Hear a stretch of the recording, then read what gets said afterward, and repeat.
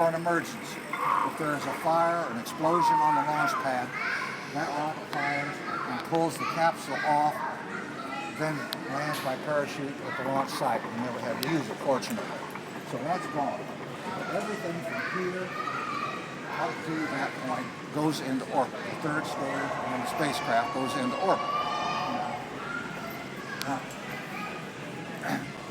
the third stage, say, in order to get into orbit, boost the velocity to about 17,500 miles an hour.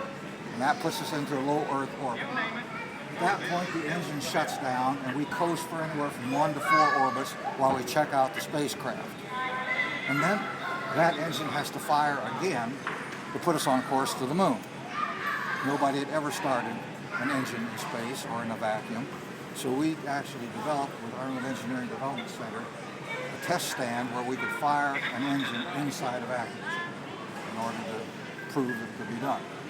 So again, all of these things you have to do create capabilities here on the ground and figure out what you can do in space. Now I have a question. Now one of the things that I find is lacking, and the thing we need to teach our students is, how do you go about analyzing a problem? Any problem, whether it's a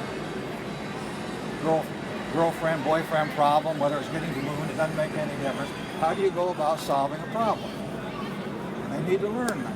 Very important. So, I got a question for you here. How are you going to solve the problem of getting the crew, where there's your 3 people in the crew, right, Roger? How are you going to get them into the lunar lander?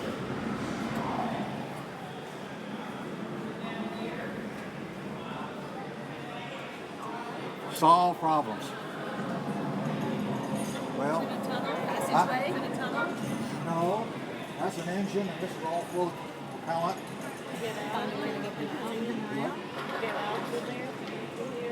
Get outside the capsule.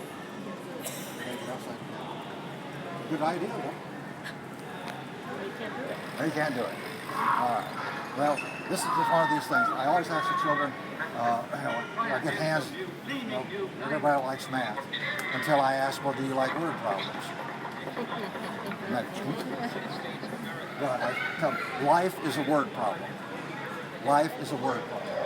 So, we have to figure out a way. First of all, you have to fold up and pack the lunar lander in this little volume here.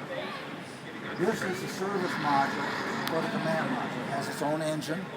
It has life support, communications, everything that they need to go to the moon and come back. What about if you flip it? Good idea. Good idea. All right. Once we are on the way to the moon, and now we're traveling probably 20,000 miles an hour, the command module and this surface module separates right here.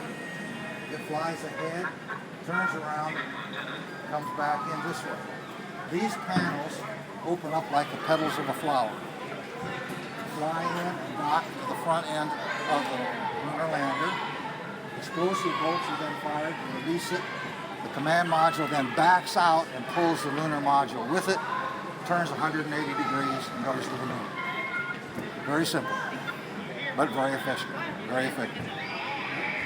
Any thoughts or any questions? All right. So, you are saying, what do we take back to our children? Well, learn English, learn how to analyze problems, and those are very, very important things. And also, don't be afraid of taking on challenging tasks. Back when we started this program, 99% of the people in this country said it's impossible. We're going to strand people on the moon, they're going to kill them in one way or another.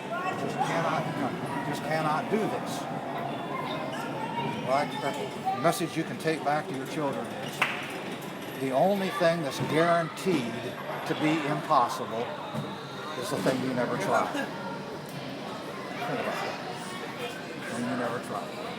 You may not succeed, but you never try. You need to have foresight to do that. Okay? All right. I'll just go on. How are we doing?